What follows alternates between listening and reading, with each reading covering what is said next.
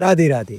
कभी ऐसा फील किया है कि मन एकदम रेस्टलेस हो रहा है, कुछ समझ नहीं आ रहा, कोई भी चीज इजीली डिस्ट्रैक्ट कर रही है? अगर हाँ तो ये सुनो।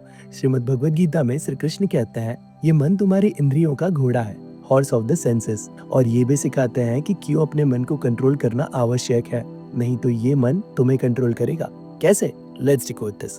नंबर 1, अध्याय 2 श्लोक 64, बैलेंस विद सेंसेस। कृष्ण कहते हैं मन को कंट्रोल करने का पहला स्टेप है इंद्रियों को कंट्रोल में रखना। जिस चीज की जितनी जरूरत है उसे सिर्फ उतनी ही इम्पोर्टेंस देना। यहाँ समझने वाली बात यह है कि हर चीज पर रिएक्ट करने की आदत तुम्हारे मन को कमजोर बना रही है।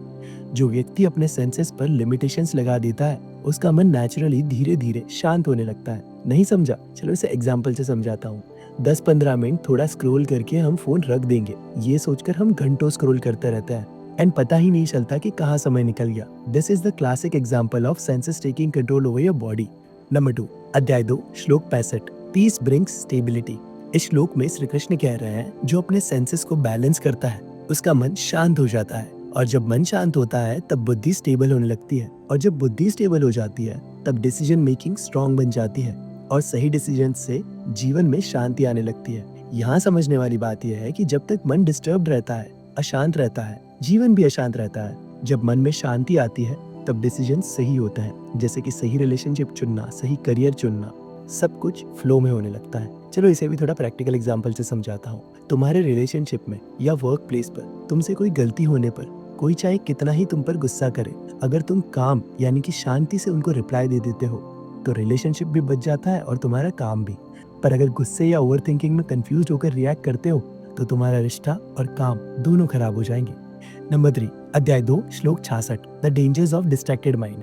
यहाँ पर श्री कृष्ण कह रहे हैं जिस व्यक्ति का मन कंट्रोल में नहीं होता उसका कॉन्शियसनेस भी उसके कंट्रोल में नहीं होता, ना उसके विचार क्लियर होते हैं और ना उसके जीवन में सुख होता है। यहाँ समझने वाली बात यह है कि जो मन को नहीं संभाल पाता वो अपने जीवन की गाड़ी का स्टीयरिंग भी नहीं संभाल पाता।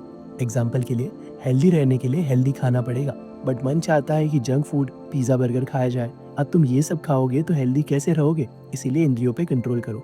एक और एग्जांपल देता हूँ। किसी चीज में एक्सीलेंस पाना है तो उसे समय देकर डिसिप्लिन से सीखना पड़ेगा, बट मन हमेशा डिस्ट्रैक्टेड रहता है तो एक्सीलेंस कैसे आएगा?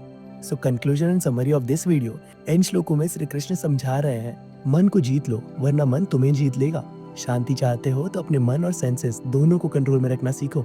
सो बस आज के लिए इतना ही। अगर ये वीडियो और एक्सप्लेनेशन अच्छा लगा तो अपने उस दोस्त के साथ जरूर शेयर करना जो अपनी इंद्रियों यानी कि सेंसेस को कंट्रोल में नहीं रख पा रहा। बाकी फिर मिलते हैं इस सीरीज के अगले भाग में, अगले वीडियो में कुछ और सवालों और उनके जवाबों के साथ। तब तक कमेंट में राधे राधे लिख दीजिए। जय श्री कृष्णा।